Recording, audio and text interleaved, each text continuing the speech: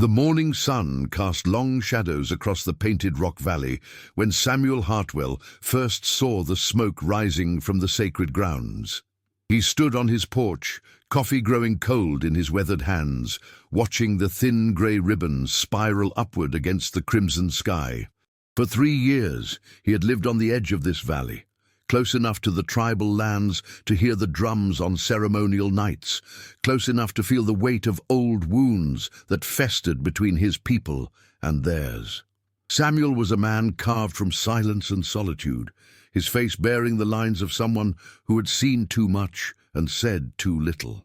His ranch sat like a lonely sentinel on the boundary between two worlds, neither fully belonging to the expanding frontier settlements nor to the ancient lands that stretched beyond the ridge.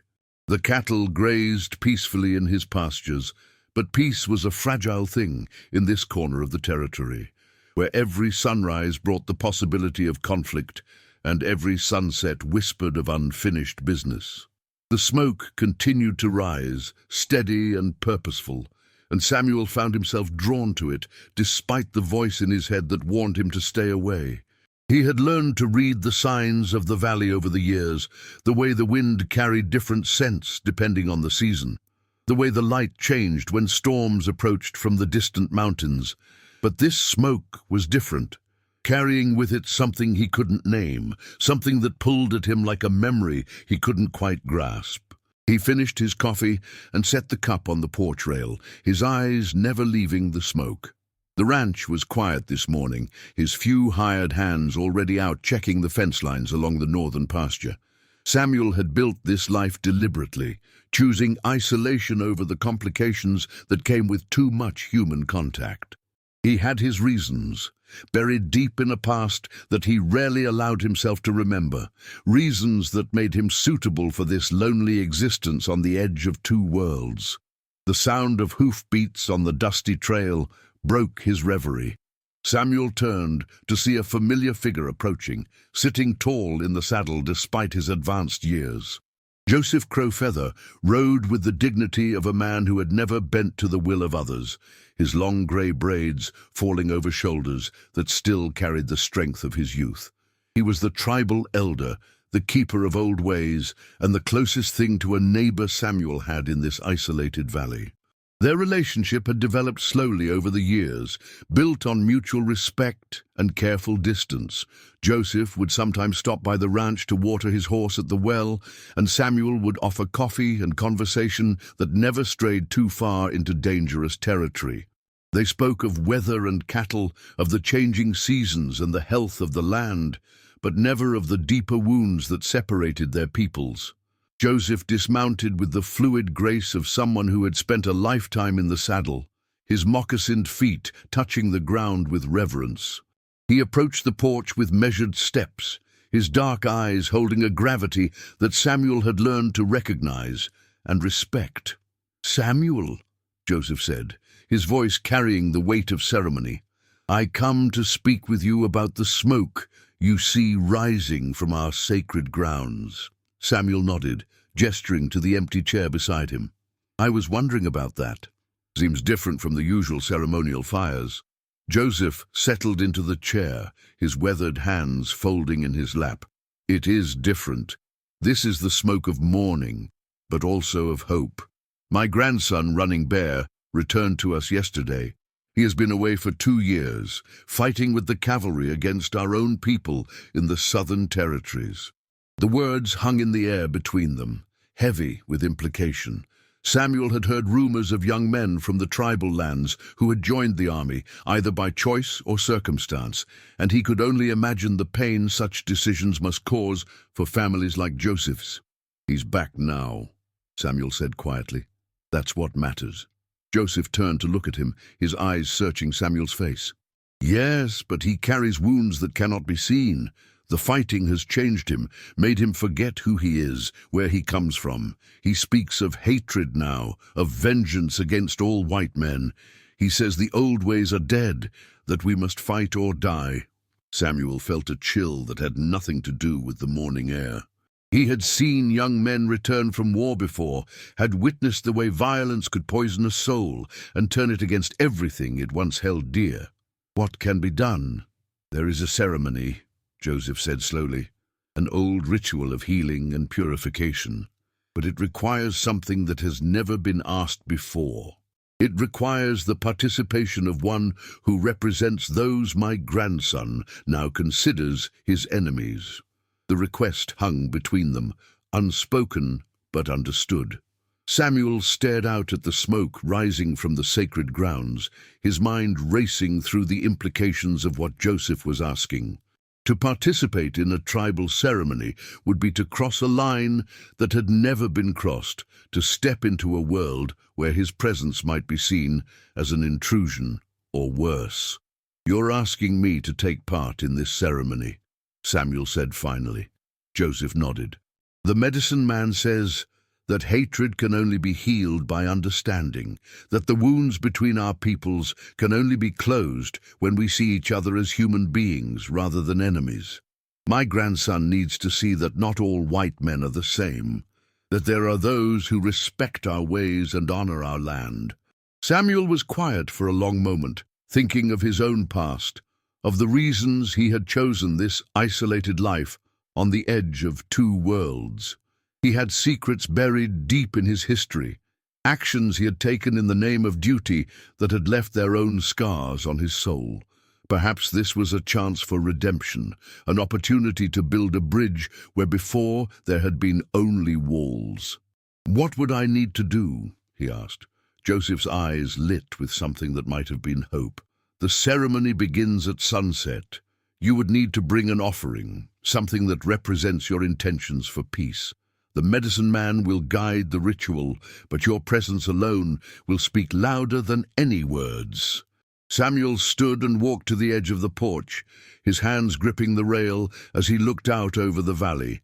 The smoke continued to rise, and now he could see figures moving in the distance, preparing for the ceremony that would either heal old wounds or tear them open wider. "I'll come," he said simply. Joseph rose and placed a hand on Samuel's shoulder. "There is something else you should know. My grandson is not the only one who will be at the ceremony. There are others from our tribe who have doubts about this ritual, who believe that including a white man in our sacred ceremony is a betrayal of our ancestors." Samuel turned to face him. "Are you having doubts?" "No," Joseph said firmly. "But I wanted you to understand that this will not be easy for any of us. We are all walking into unknown territory." As the sun climbed higher in the sky, Samuel found himself thinking about the ceremony that awaited him. He had spent years living on the edge of two worlds, observing the tribal customs from a respectful distance, but he had never imagined that he would be invited to participate in something so sacred. The weight of the responsibility pressed down on him like a physical burden, but it was a burden he was willing to bear. He spent the afternoon preparing for the ceremony, choosing his offering with care. In the end, he decided on a simple leather pouch that had belonged to his father, a man who had fought against the tribes in the early days of the territorial wars, but who had come to regret the violence and hatred that had defined so much of his life. Inside the pouch, Samuel placed a small piece of turquoise that he had found years ago on his land, a stone that seemed to capture the color of the sky on a perfect day. As the sun began its descent toward the western mountains, Samuel saddled his horse and made his way toward the sacred grounds. The smoke was thicker now, and he could hear the sound of drums echoing across the valley. His heart pounded with each beat, and he found himself wondering if he was making a terrible mistake. The sacred grounds were located in a natural amphitheater carved into the rocks, a place where the ancient ones had conducted their ceremonies for generations beyond counting.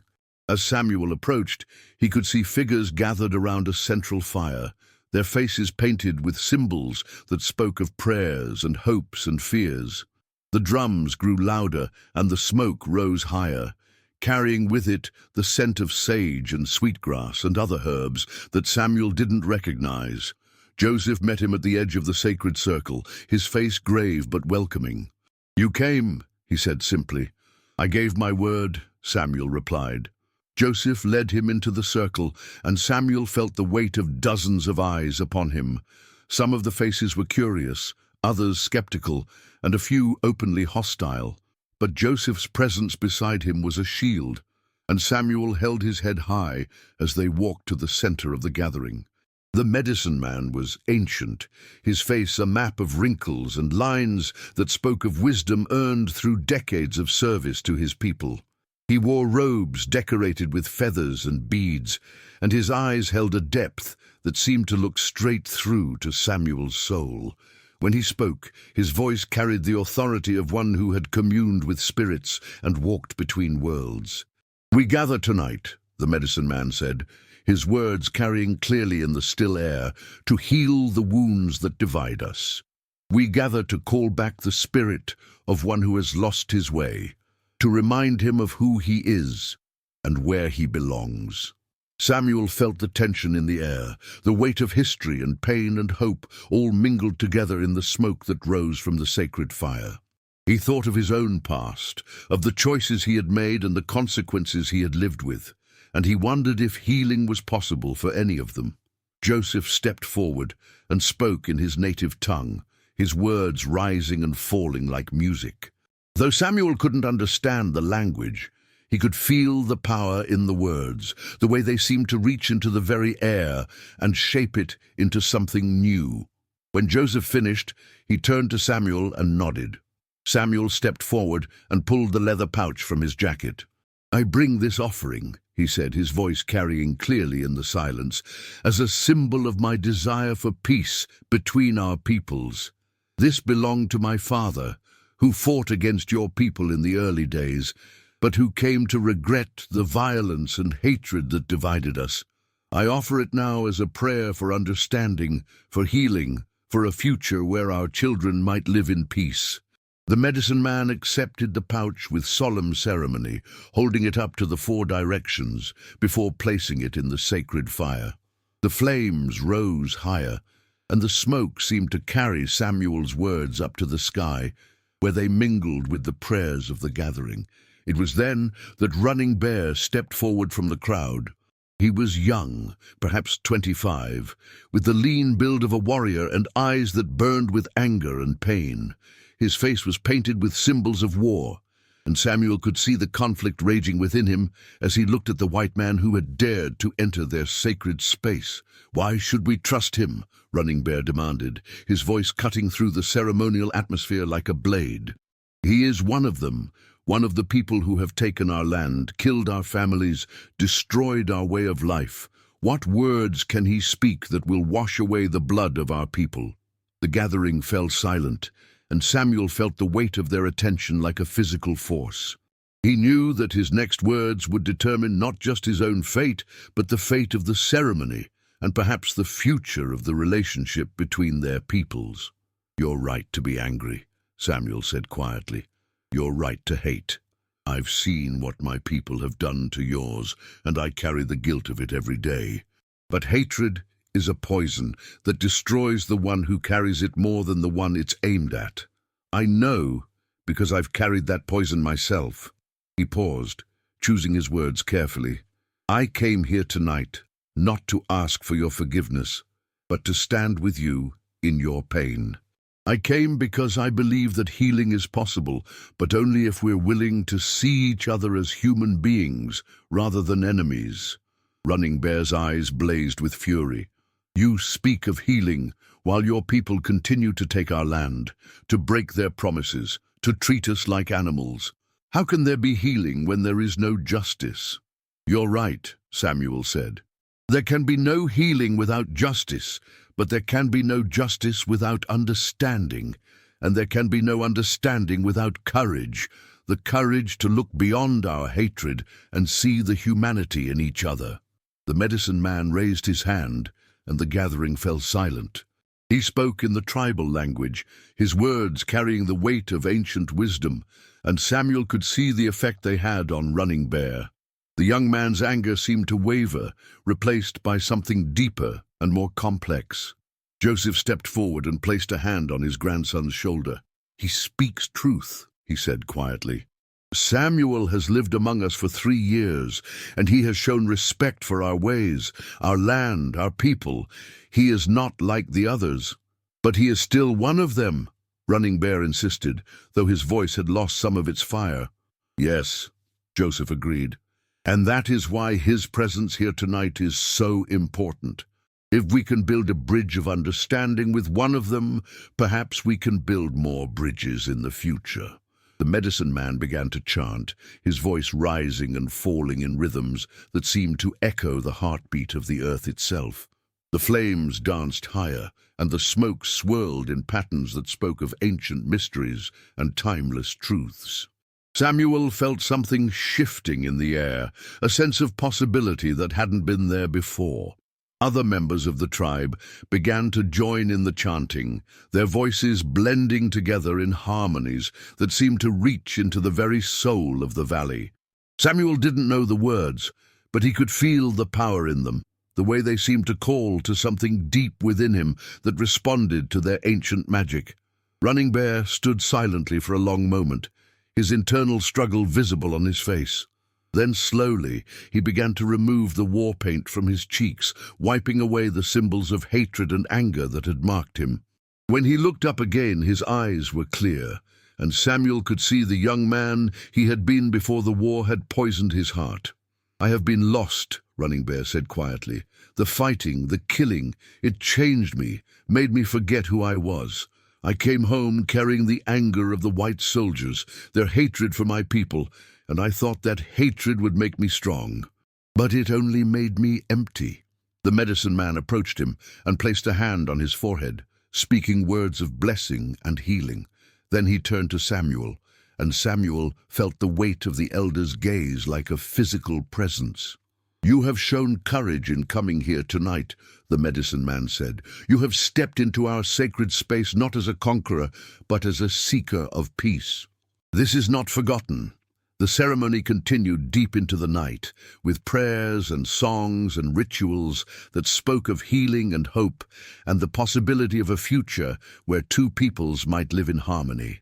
Samuel participated as he was able, following Joseph's guidance and trying to show the proper respect for traditions that were ancient when his own people first arrived in this land. As the night wore on, he found himself thinking about the valley, about the life he had built on the edge of two worlds. He had thought he was hiding from his past, but perhaps he had been preparing for this moment all along. Perhaps this was why he had been drawn to this place, why he had been given the chance to serve as a bridge between two peoples who had been separated by history and hatred. The ceremony reached its climax as the medicine man called upon the spirits of the ancestors to witness the healing that was taking place. The fire burned brighter and the smoke rose higher, carrying with it the prayers and hopes of all who had gathered there. Samuel felt a presence in the air, something ancient and powerful and benevolent that seemed to bless their efforts. Running Bear stepped forward again, but this time his manner was different. The anger was gone, replaced by something that looked like wisdom beyond his years. He approached Samuel with measured steps, his eyes holding a depth that hadn't been there before. "I see you now," he said quietly, "not as my enemy, but as a man who carries his own pain, his own burdens. I ask for your forgiveness for the hatred I showed you tonight." Samuel felt tears stinging his eyes. "There's nothing to forgive. You had every right to be angry." "But anger without purpose is destruction," Running Bear replied. "The ceremony has shown me that there is another way, a path that leads not to more violence, but to understanding." The medicine man spoke again, his words carrying the weight of prophecy. "Tonight, the spirits have witnessed a healing that goes beyond the wounds of one man. Tonight, a bridge has been built between two peoples, and though it is fragile, it is strong enough to support the weight of hope." As the ceremony drew to a close, the participants began to disperse, but the feeling of transformation lingered in the air. Samuel found himself walking beside Joseph as they made their way back to the horses, the sacred fire burning low behind them. "What happens now?" Samuel asked. Joseph smiled, the first genuine smile Samuel had seen from him all day. Now we live with what we have learned. We carry the bridge we built tonight back to our peoples, and we work to make it stronger." Samuel nodded, feeling the weight of responsibility settling on his shoulders. "The other ranchers, the townspeople, they may not understand what happened here tonight. And my people may not understand either," Joseph replied. "But understanding is not built in a day. It is built one person at a time, one act of courage at a time." As they reached their horses, Running Bear approached them. He had washed the remaining war paint from his face, and in the moonlight he looked young and vulnerable and somehow transformed. "Samuel," he said, extending his hand, "I would like to learn more about your people, about the way you live, the way you think. Perhaps I could visit your ranch sometime, help with the work." Samuel grasped the young man's hand, feeling the strength in it and the sincerity behind the gesture. "You're welcome any time. There's always work to be done, and I could use the help." Joseph watched this exchange with tears in his eyes. "The spirits have blessed us tonight," he said quietly. "They have shown us that healing is possible, that the wounds between our peoples can be healed with time and patience and understanding." As they rode back toward their respective homes, Samuel looked back at the sacred grounds, where the smoke was still rising from the dying fire. He thought about the ceremony, about the courage it had taken for both sides to reach across the divide that had separated them for so long. It was a small beginning, but perhaps all great changes started with small beginnings. The next morning, Samuel woke to find Running Bear waiting on his porch, ready to help with the morning chores. The young man worked with quiet efficiency, asking questions about the cattle and the land, showing a curiosity and respect that spoke of his genuine desire to understand. As they worked together, Samuel found himself sharing stories of his own past, of the reasons he had chosen this isolated life on the edge of two worlds. He spoke of his father, who had fought against the tribes but had come to regret the violence, and of his own journey toward understanding and acceptance. "I've been running from my past for a long time," Samuel admitted as they repaired a section of fence. "I thought that by isolating myself I could escape the guilt and the pain of what my people had done. But last night I learned that healing doesn't come from running away. It comes from facing the truth and working to make things right." Running Bear listened in silence, his young face serious and thoughtful. "The ceremony changed me too," he said finally. "For the first time since I returned from the war, I feel like I remember who I am, who I was before the fighting began." Over the following weeks, Running Bear became a regular presence at the ranch, working alongside Samuel and learning about the life of a rancher.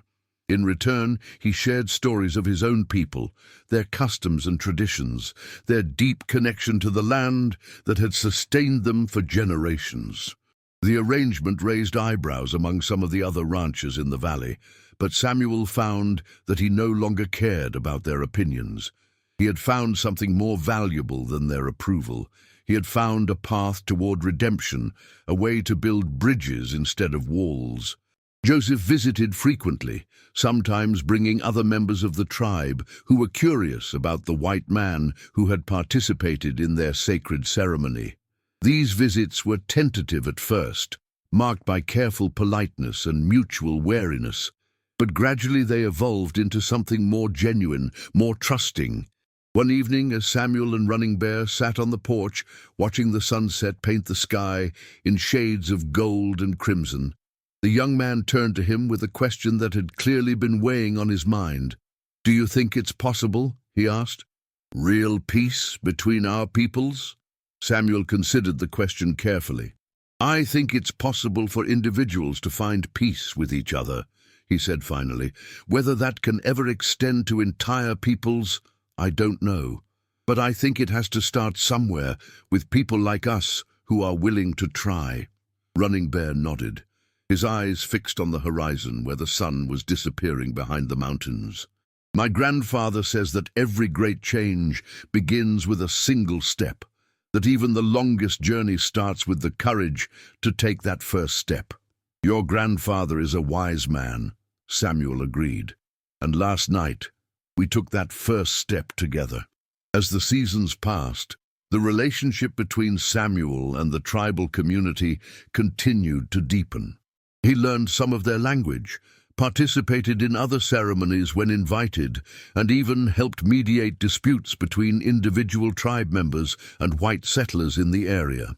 The valley began to change, slowly but perceptibly. The tension that had once characterized the relationship between the two communities began to ease, replaced by a cautious but growing mutual respect. It wasn't a complete transformation.